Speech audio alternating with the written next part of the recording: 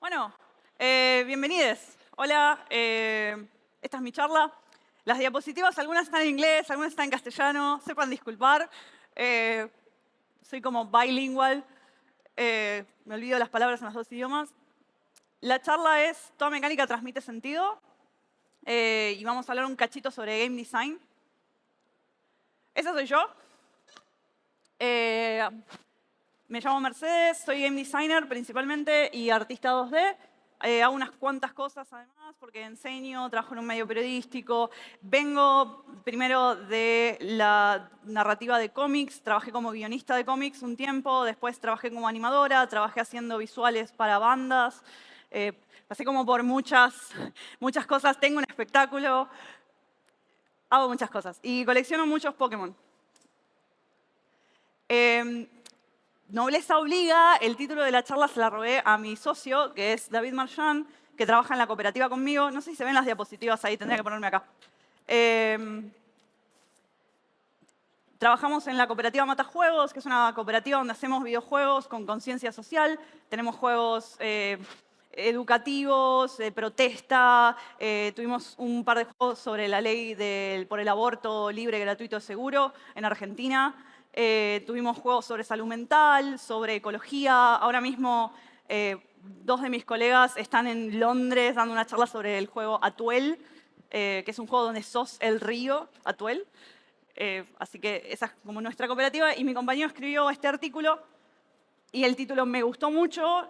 La nota es del 2016 y se volvió como una especie de frase que uso todo el tiempo y que uso mucho con mis alumnos, así que ella es como un poquito mía. Lo siento. ¿Qué pasa? Todos acá escuchamos alguna vez algún juego de guerra horrible y discriminador que dice, no, pero si esto es un jueguito nomás, solamente busca entretener. No estoy diciendo nada con mi juego.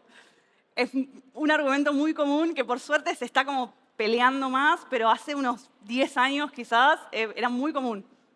¿Qué pasa? Los juegos son arte.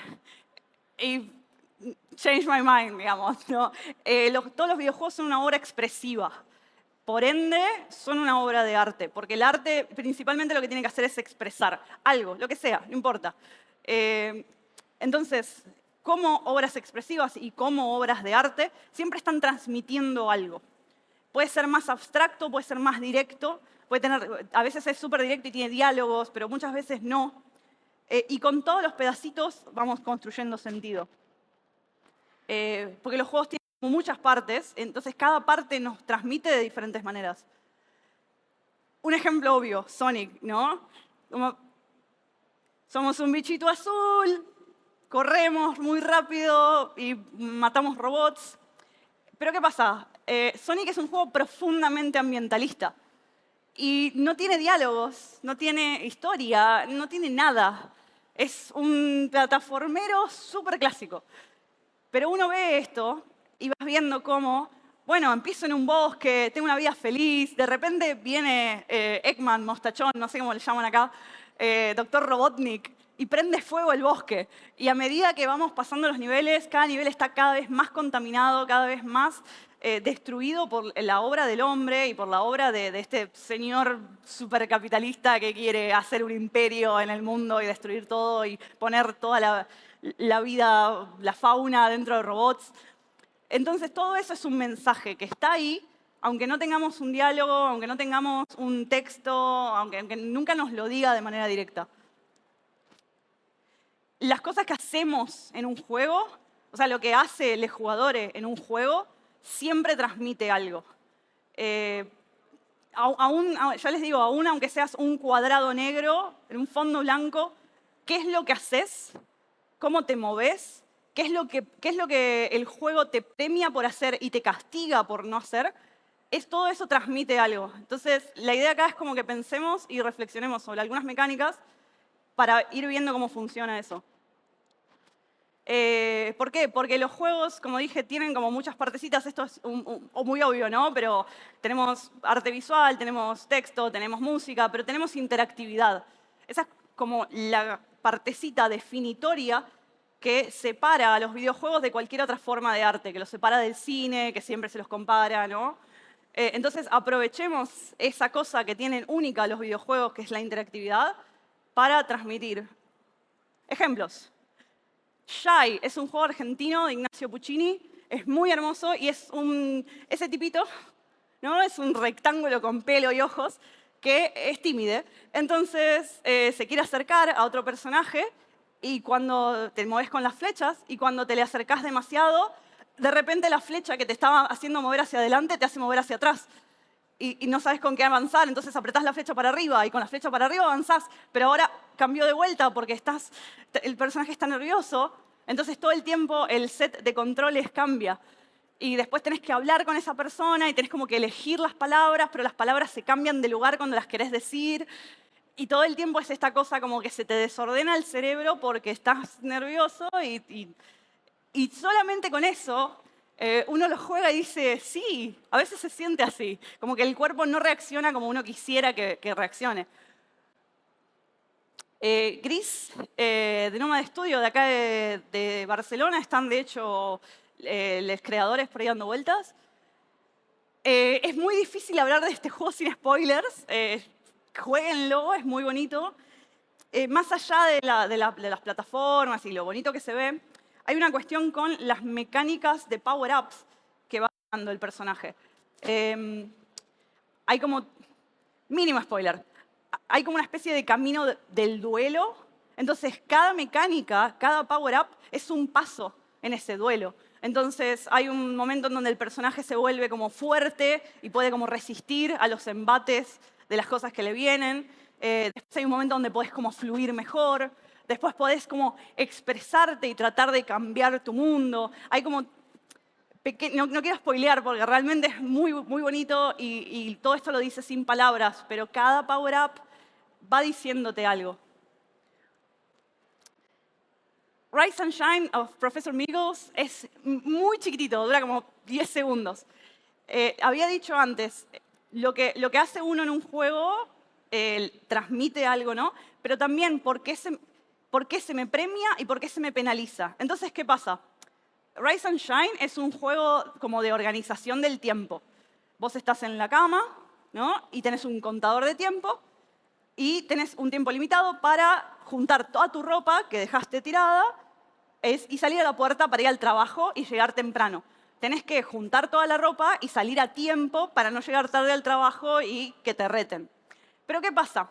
Eso sería un juego básico de organización del tiempo y de productividad, pero el juego no nos premia por salir lo antes posible de nuestra casa. Nos premia por cuánto tiempo pasamos en la cama haciendo fiaca y tirados y teniendo tiempo para nosotros.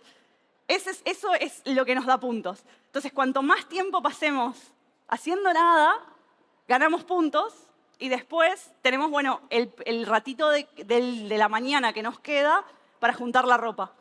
Entonces, ¿qué pasa? En realidad no es un juego de productividad. Al contrario, es un juego de hacete tu tiempo.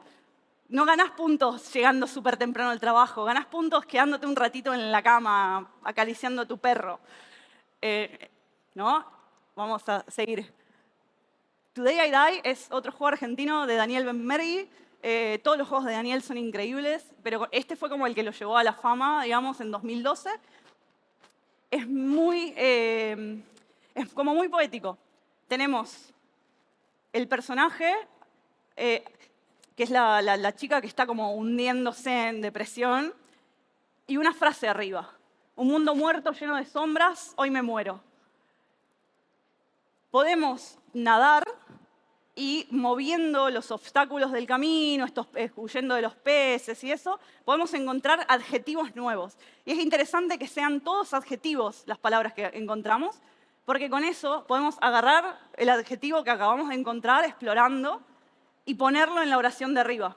Entonces, cambiando cómo hablamos de nuestro mundo, podemos alterar efectivamente el mundo. Entonces, decimos, bueno, no es un mundo muerto, es un mundo oscuro. Entonces, cuando decimos eso, de repente todo se pone oscuro y aparecen como unas aguavivas brillantes y podemos usar esas aguavivas para protegernos y no sé qué, y con eso conseguimos otro adjetivo. Entonces, ahora conseguimos luminoso. Entonces, bueno, ya no es un mundo lleno de sombras, es un mundo lleno de luz. Entonces, de pronto se vuelve un poquito mejor. El mensaje me parece bellísimo, esta idea, ¿no?, de cambiar cómo describimos lo que nos pasa y cómo enfrentamos al mundo para, nada, tratar de hacerle frente. Always Down, de Stuffed Wombat, es un juego con mucho game feel, digamos, que se apoya mucho en esta idea de cómo se siente el juego. Somos un cuadradito blanco y vamos a ir bajando por una cueva.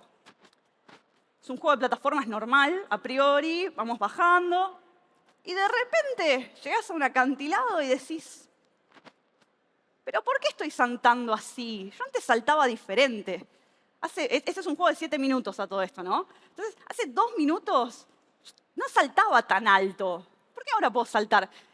¿Siempre corría a esta velocidad o antes corría más rápido? Y como que no te das cuenta, porque cada cambio en tus skills, digamos, cada cambio en cómo se siente el personaje y cómo se mueve, es tremendamente sutil. Pero de a poquito te vas dando cuenta, como comparando, tratando de recordar cómo era el juego cuando empezó, decís, cambió un poco. Y es muy poderoso esta idea de no notamos el cambio día a día, ¿no? Uno nota el cambio cuando piensa en, uy, cuando terminé la secundaria era de esta manera y ahora soy de esta otra. Pero bueno, pasaron 15 años, entonces es fácil, o bueno, pasaron 5 años o lo que sea, es fácil hacer una comparación si uno puede como recordar un instante muy puntual de hace mucho tiempo y comparar cómo es una hora, pero en el día a día uno no ve los cambios. Y esa es como la idea del juego, que además, bueno, tiene después una cosita al final que no voy a spoilear, jueguenlo, dura 7 minutos. Florence es un juego hermoso y me da pie para hablar de otra cosa. Vengo diciendo, bueno, ¿qué es lo que uno hace en el juego? ¿Por qué lo premian? ¿Por qué lo castigan? Bueno, ¿qué pasa si no hacemos? El hacer es una acción, pero el no hacer también lo es. Entonces, ¿qué pasa si lo que le pedimos al jugador que haga es que no haga nada?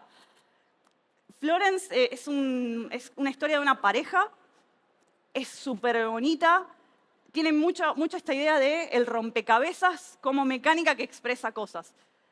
Pasa mucho esto de, bueno, tengo una conversación y al principio cuando me estoy conociendo, el rompecabezas tiene muchas piezas y cada vez va teniendo menos, hasta que a lo último ya es una sola pieza, porque ya cuando te conoces con alguien la conversación fluye fácil. Hay momentos donde hay peleas entre ellos y entonces los globos son como con pinchos. Hay momentos en donde están como muy enfrentados uno con el otro y entonces las piezas no encajan. Y tratamos de armar el rompecabezas entre ellos, pero la conversación simplemente no fluye porque están enojados uno con el otro. Entonces las piezas no encajan y se siente terrible. Y hay un momento que, no voy a contar de qué se trata, pero hay un momento donde el juego te pide que no actúes y que no hagas nada. Y hay momentos en donde no podés intervenir en lo que está pasando y que lo que tenés que hacer es quedarte en el molde. Y el juego te pide que no digas nada. Y es terrible quedarse mirando la pantalla del teléfono y no tocar y no hacer nada y simplemente mirar lo que pasa y quedarte ahí. Es terrible. Entonces, eso también es una forma de expresar solamente con lo que estás haciendo. Este es otro juego que no tiene texto. Casi todos los que mostré no tienen texto. Little Party va un poco por ahí también. Es la historia de una madre. Es interesante porque la cámara no sigue el personaje de atrás, como la mayoría, la sigue del costado. Nosotros somos la señora que está allá. Entonces estamos como un poco al costado de lo que está pasando y de eso se trata. Nuestra hija tiene una jam en su casa, una jam de arte y se junta con todos sus colegas de la Universidad de Arte a pintar cuadros y cosas.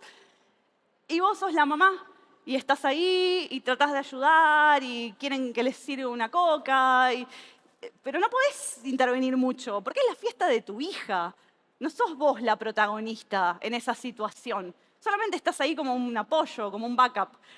Entonces, bueno, ¿qué es ser protagonista, no? Como que la mayoría de los juegos se suelen pensar como verbos. ¿No? Habrán visto, si estudiaron game design, habrán visto esta cosa que viene muy de las aventuras gráficas. Decir, bueno, ¿qué es lo que puedo hacer en un juego? Las mecánicas que tengo son verbos. Puedo correr, saltar, agarrar, interactuar, disparar, lo que sea. siempre se piensa como un set de verbos. ¿Qué pasa si esos verbos no son los que mueven la historia? ¿Qué pasa si son todos verbos como totalmente auxiliares y la historia pasa por el costado nuestro y nosotros no estamos realmente siendo protagonistas, ¿no? Y bueno, ¿y qué es ser un protagonista de un juego? Es muy hermoso este juego también. Science of the Sojourner, siento que podría hablar 2 horas solo sobre este. Jueguenlo. Es impecable. Es un deck builder, es un juego narrativo, es un dominó cooperativo, es un montón de cosas. Somos este personaje de acá. Vivimos en un pueblito perdido en el desierto y nuestra mamá tenía una tienda donde compraba objetos a otros pueblos y los revendía. Nuestra mamá muere y nosotros heredamos el negocio. Nuestro amigo de toda la vida, Elías, nos dice, bueno, yo te ayudo a montar el negocio con vos. Y la idea es, todas las conversaciones, tiene esta interfaz como de visual novel, pero nosotros no podemos elegir ni siquiera ver qué es lo que decimos. La conversación es un juego de cartas. Nosotros lo que hacemos es jugar cartas. Cada carta es una cosmovisión o una actitud. Por ejemplo, ser impulsivo, ser respetuoso. Cada simbolito es una manera de interactuar con la otra persona. Entonces, lo que hacemos es tratar de interactuar con la persona con una cosmovisión más o menos parecida o tratando de hacer que la conversación fluya en esta especie de dominó cooperativo. Y eso es nuestra conversación. Y nosotros, después de que jugamos nuestras cartas, la persona dice, ah, pero claro, por supuesto, o nos dice, no, no estoy de acuerdo si jugamos cartas opuestas, pero nunca sabemos qué es lo que dijimos en realidad. ¿Qué pasa con esto? Hay un montón de metáforas, porque vamos de viaje y cuando llegamos a otro pueblo tratamos de hablar con nuestra cosmovisión, nuestro acento, nuestras costumbres y no nos entienden. Y nos usan un montón de símbolos que no conocemos y no podemos hacer coincidir, por mucho ímpetu que le ponemos a mantener la conversación, no sabemos cómo comunicarnos con esta gente que habla diferente. Entonces, perdemos. ¿Pero qué pasa? Termina la conversación y es un deck builder. Entonces nos dice, bueno, ¿qué carta de tu cosmovisión querés olvidar y cuál querés aprender de la conversación que acabas de tener? Entonces podés elegir si querés olvidar tu acento, por ejemplo, tu costumbre para aprender una nueva del lugar al que fuiste o no. Y ahí es donde vos decidís, bueno, ¿con quiénes me quiero comunicar más? ¿Con quiénes me quiero comunicar menos? Bueno, no, yo necesito comerciar, necesito poder comunicarme con los pueblos vecinos. Bueno, voy a aprender sus costumbres. Empezás a dejar de lado tu acento para aprender el nuevo y aprender todas estas nuevas palabras, las pones en tu mazo porque es un deck builder. Y cuando volvés a tu casa con toda la mercancía, querés hablar con tu amigo de toda la vida y con la otra gente, y no te entienden porque de pronto aprendiste un montón de palabras nuevas en otros lados que en tu pueblo no las conocen. Y todo es como muy interesante esta situación que se da. Tiene la cuestión también de que estás viajando, entonces el cansancio, por ejemplo, es una carta que se va acumulando. Y que te impide y que te rompe las conversaciones, porque bueno, estás cansado, entonces estás de mal humor y no tenés ganas de sostener la conversación, y eso te rompe las conversaciones. Hay un momento en el juego donde hay una situación, spoiler, que afecta a varios pueblos a la vez y los pone tristes. Entonces, de repente, hay esta carta nueva, uno llega después de esta situación catastrófica, y los personajes están hablando con vos, lo más bien, y de repente te tiran la carta de la tristeza. Y la carta de la tristeza no machea con ningún otro símbolo, con ninguna otra cosmovisión. Es tristeza. ¿Pero qué pasa? Uno tiene que aprender esa carta de la tristeza enseguida, porque la única forma de comunicarse con alguien que está pasando por un mal momento es empatizar. Entonces, tenés que aprender a empatizar con esta tristeza que tiene la población para poder, ¿no?, como coordinar. Entonces, bueno, cuando te tiran la carta de la tristeza, vos le tirás una también. Sí, te entiendo en esta tristeza. Y a partir de ahí podés empezar a crear una conversación de nuevo. Es increíble y es todo un dominó de simbolitos. Snakerisms. Esto es fantástico también. Pippin Bar tiene muchos juegos donde combina mecánicas. Tiene uno sobre Breakout, donde el Breakout, ¿no?, que es como un Pong que vas rompiendo los bloquecitos arriba, mezclado con un montón de otros juegos. Eso está bueno si son game designers para chusmear. Pero este es muy significativo. Snakerism son un montón de conceptos filosóficos o teóricos expresados solamente con un snake, nada más. Entonces, por ejemplo, este es capitalismo. Capitalismo, empezás con una cierta cantidad de puntos que vas gastando cada vez que te comes una manzana. Llega un punto en el que te querés comer la manzana y te dice, no tenés más plata, no podés pagar por la manzana. Hay pesimismo, estás en esta caja y las manzanas aparecen todas afuera de la caja y no las puedes alcanzar. Optimismo, al revés, empiezan a aparecer montones de manzanas todo el tiempo. Romanticismo, cada vez que comes una manzana te aparece un bloque de texto que dice, ay, ya la comida no es lo mismo si no estás vos. Y así como que cada vez más y más y más depresivo hasta que sos lo suficientemente largo como para comerte a vos mismo. Y dice, por fin voy a poder estar con vos en el más allá y toda una cosa como súper trágica. Y cada uno de estos está expresado solamente con la mecánica del snake, cambiada ligeramente para poder contar algo. Todo esto es como tarea para el hogar. Después van y lo buscan y lo juegan. Este es un juego que hice yo para una jam. Solo nosotros sabemos las cosas que perdimos en el fuego. Y es un grupo de amigos que se junta a quemar cosas del pasado. Les pasaron algunas cosas y dicen, bueno, nos juntamos a prender fuego esto y seguir adelante. Entonces cada uno, son 4 amigues, cada uno tiene como una mecánica solamente de la forma en la que interactúas con el texto que cambia. Este, por ejemplo, habla sobre que rompió con su pareja, pero decide seguir siendo amigos. Entonces, la idea es, bueno, con las palabras con las que cuento cómo fue la relación, se borran todas y armo una frase diferente con las mismas palabras, pero que cuente algo nuevo. Después hay una persona que tuvo una relación muy difícil, entonces cada vez que cliqueas sobre los adjetivos cambian. Entonces se dice, no, bueno, pero era un buen chico. Cliqueas, bueno. No, bueno, no era tan malo.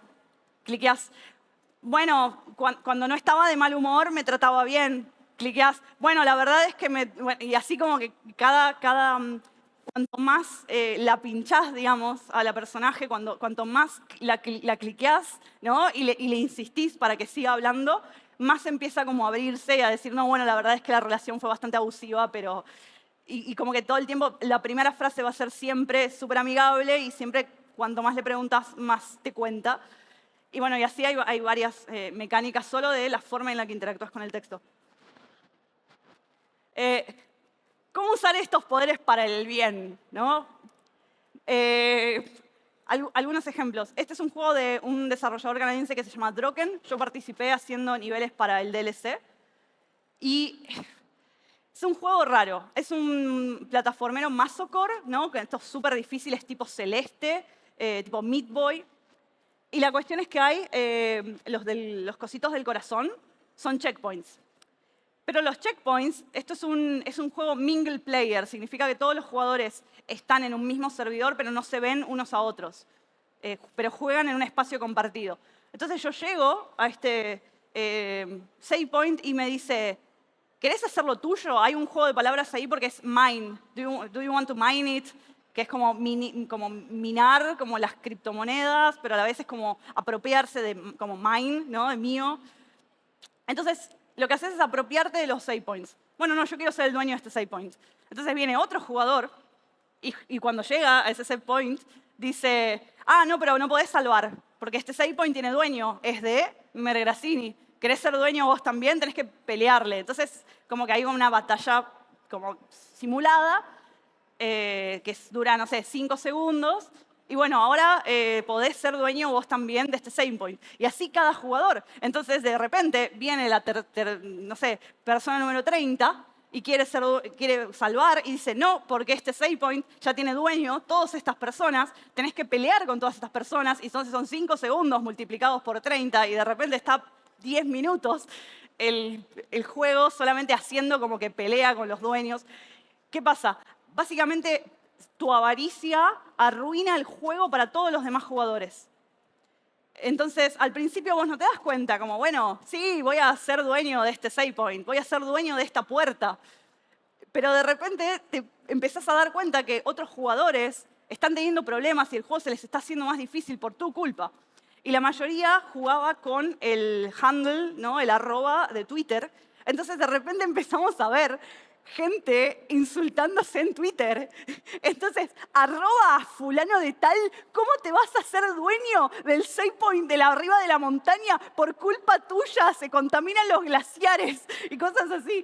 Y se empezaron a insultar y hasta que en algún momento dijeron, no, pará. Lo que yo hago repercute de verdad en otros jugadores. Entonces empezaron a limpiar y decidimos poner una mecánica buena, porque la idea era que el juego se vuelva injugable. Cuando empezamos a ver que la gente realmente se arrepentía por Twitter y en lugar de crear caos, que fue lo primero, que se insultaron, empezaron a pedirse disculpas, dijimos, no, bueno, vamos a poner una mecánica que les permita reparar sus errores. Entonces pusimos como una especie de dios gato que te permite borrar tu nombre de los lugares donde lo pusiste. Y entonces la gente empezó a jugar de nuevo el juego y borrar su ownership de todos los save points para que los siguientes jugadores tuviesen el juego un poco más sencillo. Como increíble, fue una especie de experimento social que duró algo así como 2 semanas. Muy divertido verlo desde el punto de vista de adentro, ¿no? Como ver todos los jugadores interactuando fue increíble. Después, yo trabajé un año en Gameever, que es un estudio bastante grande de Argentina, que hacen juegos de todo tipo, pero yo estaba en la parte de juegos educativos. ¿Qué pasa con esto? No es lo mismo enseñar algo que transformar un contenido en una mecánica. Está muy cerca, ¿no?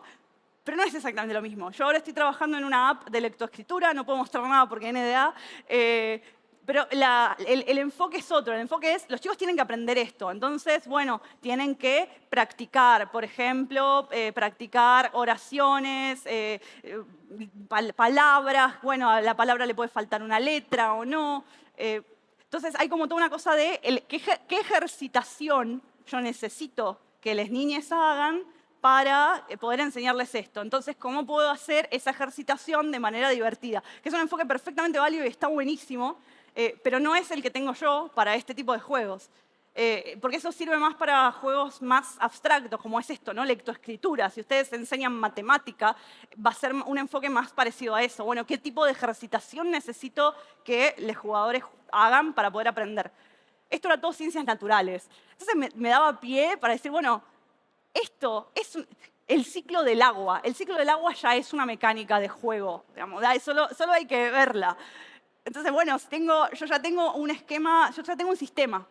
Tengo un objeto, agua, que puede estar en 3 estados y que depende de las influencias que yo tenga de temperatura, el agua va a cambiar de estado. Eso ya es un sistema. De ahí a que sea un videojuego es un pasito nomás. Así que armamos, por ejemplo, este es un... Creo que tengo... bueno, estos son los bocetos que hice. Hubo un montón de ideas, ¿no? Como, bueno, esto que digo, ¿no? Ya es un sistema. ¿Cómo aprovecho esa situación? Hubo un montón de ideas, bueno, pues estrategia, acción, tower defense, los puzzles pueden ser físicos, pueden ser narrativos. Hubo una idea, por ejemplo, de un Infinite Runner que, bueno, se evapora a sí mismo para poder flotar y después se llueve para caer. ¿Qué más? Bueno, administración de recursos, porque esa es otra... ¿Cuál era mi agua? Esta era mi agua. Otra cuestión que tiene el sistema es que el agua es una cantidad, digamos. Es más o menos siempre la misma cantidad de agua que se va moviendo. Entonces, eso es un juego de recursos, ya de plano, como dicen acá. Entonces, bueno, podés mover el agua de un lado para el otro, podés decir, bueno, tengo una cantidad limitada y la tengo que usar un poquito acá, un poquito allá. ¿No? Bueno, hacerla cambiar de estado.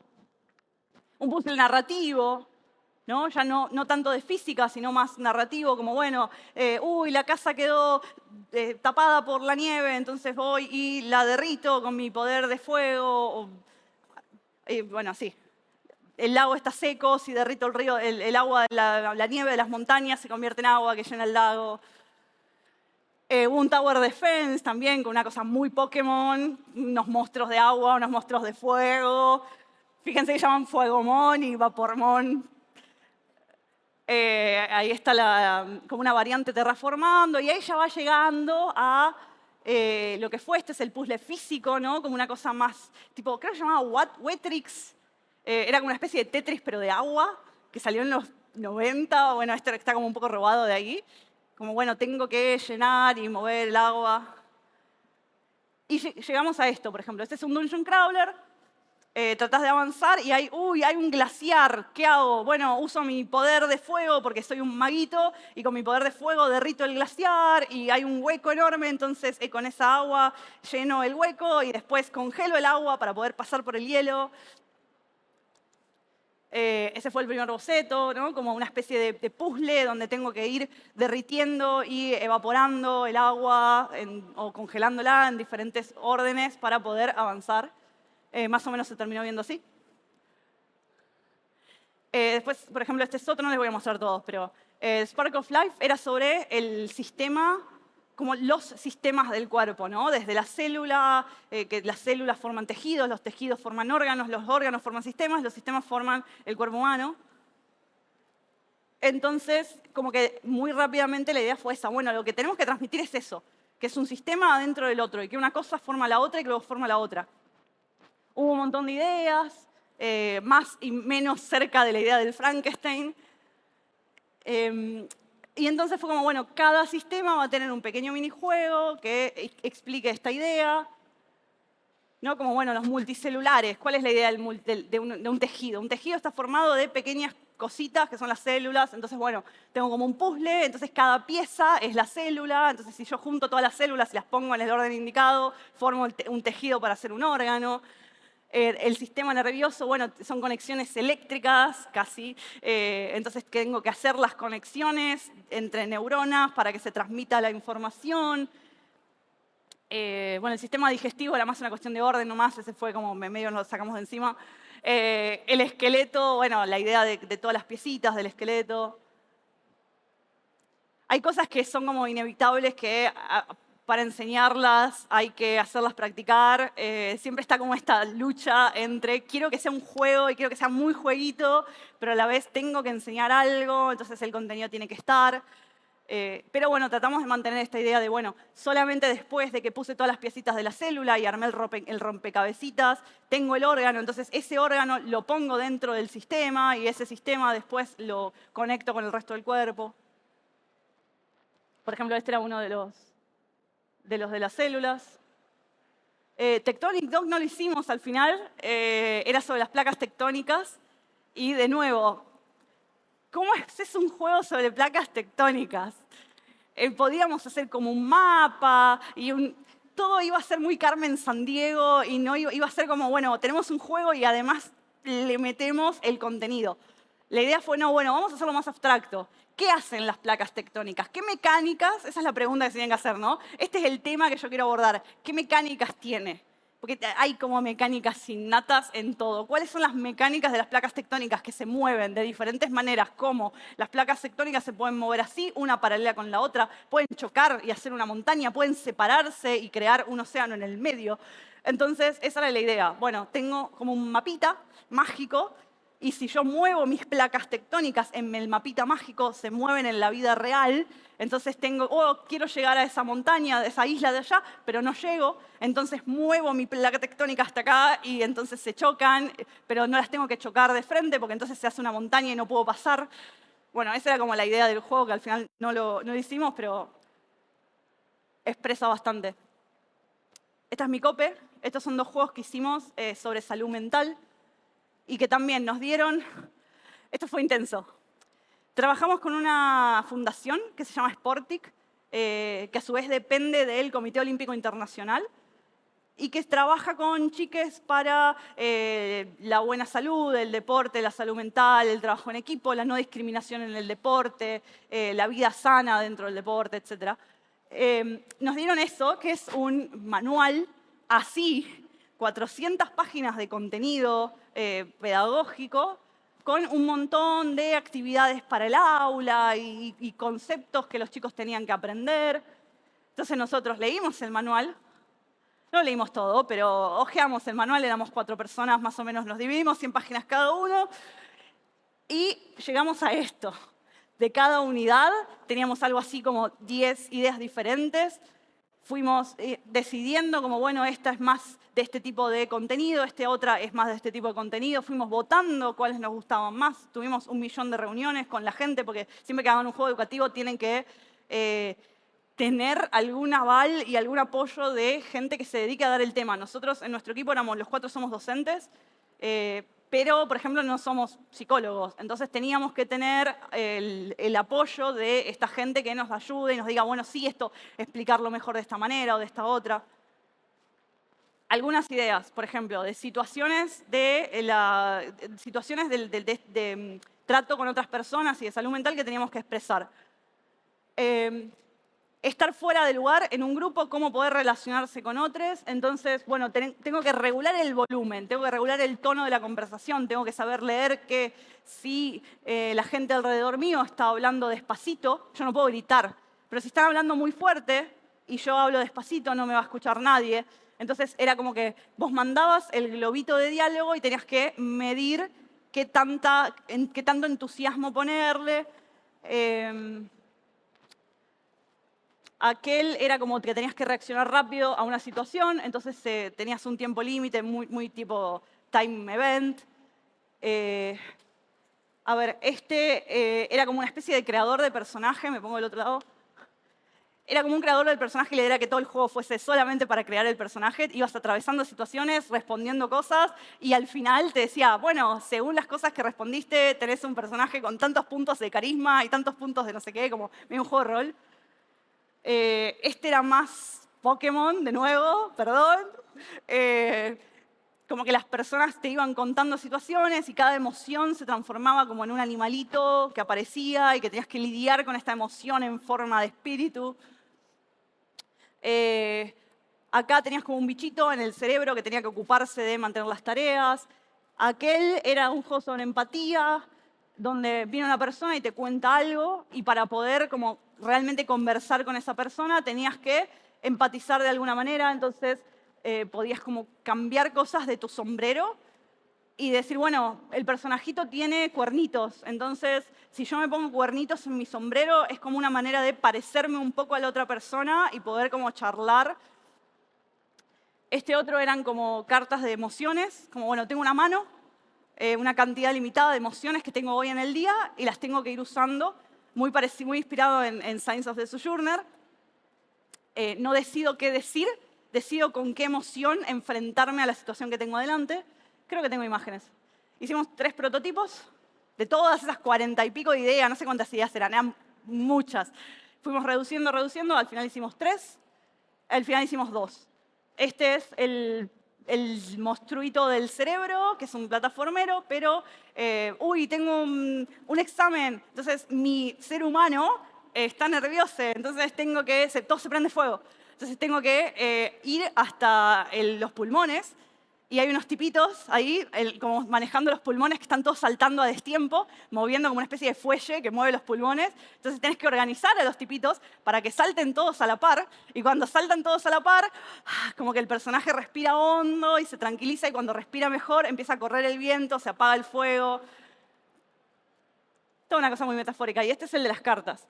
Que la idea de este era, por un lado, la idea de tengo emociones que estoy pasando en el día, es difícil esconderlas. Y además, ¿por qué debería en algún punto? Es como, me está pasando esto. Entonces, en algún momento lo voy a expresar. Si estoy como súper nerviosa porque me va a pasar esto, por más que esté de buen humor y hable de cosas, esa emoción está ahí y en algún momento va a salir. Entonces, siempre tenías que usar las 5 cartas durante el día, sí o sí. Sí o sí las 5 cartas hay que usarlas. Pero hay que ver cuándo y dónde, porque ninguna emoción es mala o buena per se. Eso era algo que nos querían explicar, como, bueno, el manejo de las emociones tiene que ver con esto. Cuándo y cómo expreso las cosas.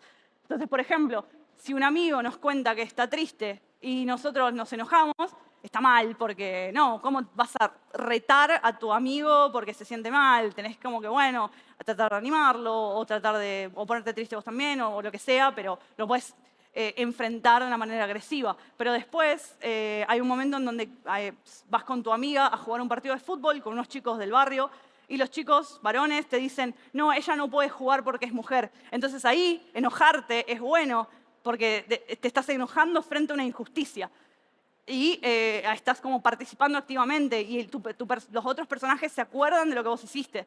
Entonces, si vos si decidís defender a tu amiga y enojarte con los otros chicos, es algo bueno que después la persona te dice, che, gracias por ayudarme en esa situación, que si no decís nada y si, por ejemplo, haces un chiste, la otra persona después se enoja. Tu amiga te dice, ¿por qué no me defendiste? Esos chicos me estaban insultando.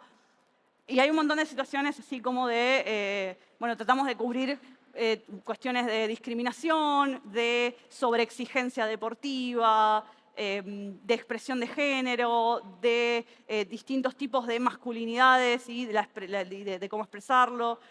Entonces fue como muchos temas que estaban dentro del manual, los pusimos acá con esta cosa del manejo de las emociones. Y bueno, ¿qué pasa? Capaz que ustedes dicen, bueno, pero no, yo no quiero hacer un juego educativo y no tengo como nada que contar. ¿Qué hago? Bueno, hablen de lo que saben. Pueden hacer un juego sobre cualquier cosa que les pase en la vida cotidiana, porque esto es súper importante también. No está bueno hacer juegos que se parezcan a otros. O sea, pueden tener de inspiración, como yo tuve, Signs of the Sojourner. Bueno, me gustó mucho este juego, me gustaría hacer algo parecido. Pero que no sea siempre así. Siempre tienen que traer algo que no venga de los videojuegos, porque si no, se vuelve un medio endogámico, un medio donde siempre estamos copiándonos unos a otros, no copiando, pero inspirándonos unos de otros, y terminamos haciendo siempre lo mismo. Entonces, ¿cuándo surgen las ideas innovadoras? Cuando traemos algo que no tiene nada que ver con los videojuegos.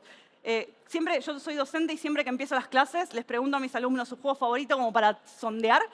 Y les pido que me digan una cosa que los apasione, que no tenga nada que ver ni con juegos, ni con juegos de mesa, ni con juegos de cartas, ni con jugar, ni con nada.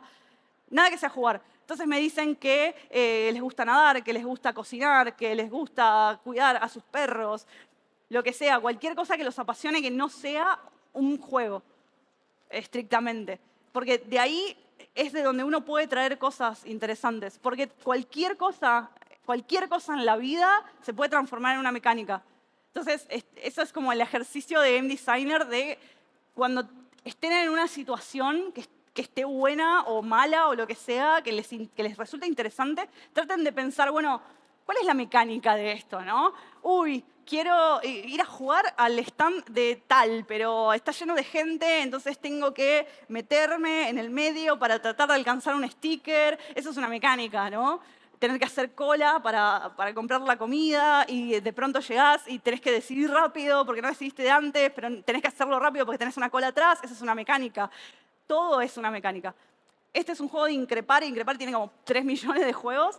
Hay muchos muy bonitos, pero este en particular es súper tonto y es genial por eso. Es sobre comer galletitas en la cama y que las galletas se rompen y hacen miguitas, ¿no? Pedacitos sobre la sábana. Y es súper incómodo acostarse y que haya pedacitos de galletita en la cama. Entonces tenés que primero comer las galletitas acostado, que ya es un desafío. Y después tenés que juntar todas las miguitas de la cama. Es una pavada, pero es fantástico.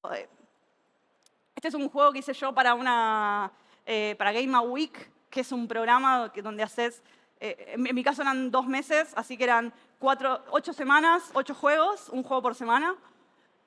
Y este es sobre que odio levantarme. Yo especialmente odio levantarme temprano. Entonces, llego y no encuentro el café y abro la heladera 3 veces y después la leche la quiero guardar en la alacena en vez de en la heladera. Bueno, esta cosa de que estoy medio dormida y no puedo coordinar, un poco como el juego que vimos al principio de la persona tímida, ¿no? Como que el cuerpo no hace lo que yo quiero. Entonces esto es parecido. Tengo que ir a través de toda mi rutina del día, pero los controles cambian cada vez y tengo que estar como mashupeando el teclado hasta que encuentro, ok, con estas teclas me muevo. Entonces me lavo los dientes y después tengo que elegir la ropa, después tengo que revolver el café y tengo que ver con qué teclas hacer el movimiento circular del café. Y nada, les desafío a que pensemos algo. Cuéntenme alguna cosa de la vida que hagan, lo que sea, algo que les haya pasado la semana pasada y vemos cómo se hace un juego de eso. ¿Quién puede tirar una idea? A ver. Un viaje largo en bus. Uf. ¿Alguien tiene algo? Yo tiro una. Porque una es cosas que pasan. ¿Cómo es el proceso de esto? Un viaje en bus implica que son un montón de horas, que estás súper incómoda, que querés dormir pero no podés, que hay ruidos alrededor, que el asiento siempre es demasiado pequeño. Entonces siempre tenés que estar como moviéndote y nunca estás cómoda. Puede ser tener que ir al baño y que el colectivo está en movimiento y tenés que pasar todo el pasillo sin caerte y después estar como haciendo equilibrio. Bueno, ahí tengo un montón. Eso, puede ser un juego de estos que tenés que mover cada miembro por separado y tenés que ubicarte en el asiento. Después algún juego de equilibrio para llegar hasta el baño. ¿Y qué más? No sé, ¿qué otras cosas pasan en un viaje en bus? Los ruidos.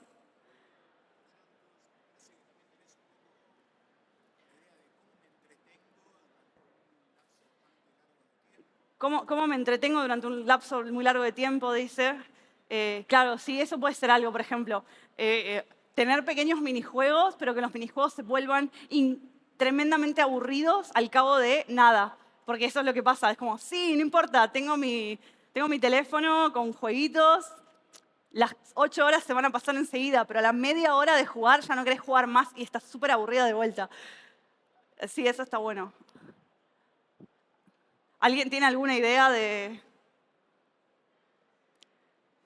Yo puedo seguir hablando de buses todo el día, así que viajo mucho en bus, pero no.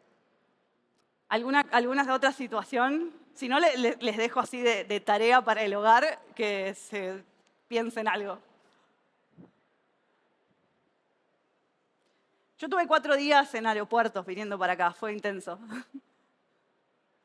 Pasale el...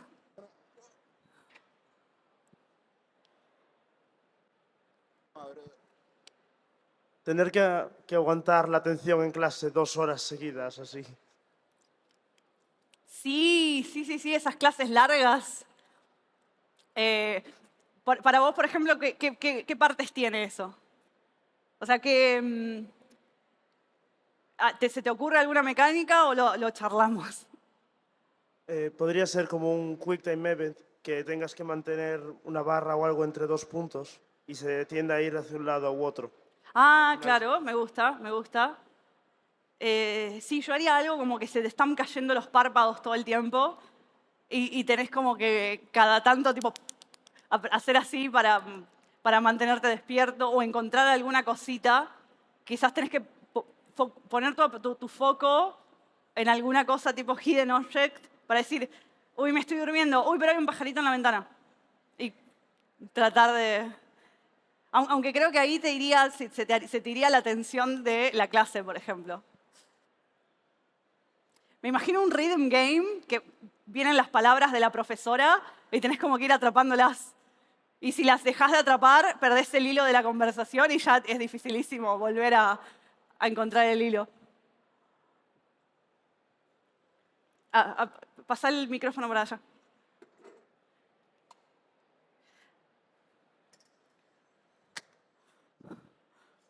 Qué buena remera, tengo la misma. O sea, hablando de lo de la clase, o sea, me imaginaba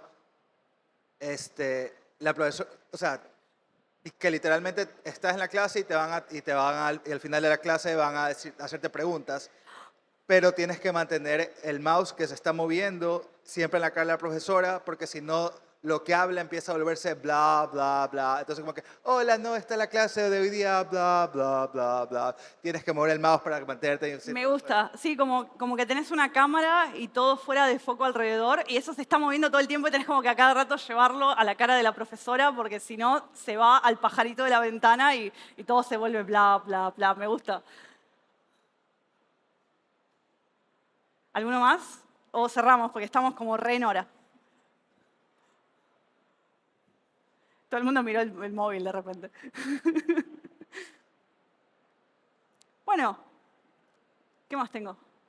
Bueno, eso ya lo dije. Todo se puede traducir importante a mecánicas de juego. Es importante traer cosas hacia adentro de los videojuegos que vengan de afuera.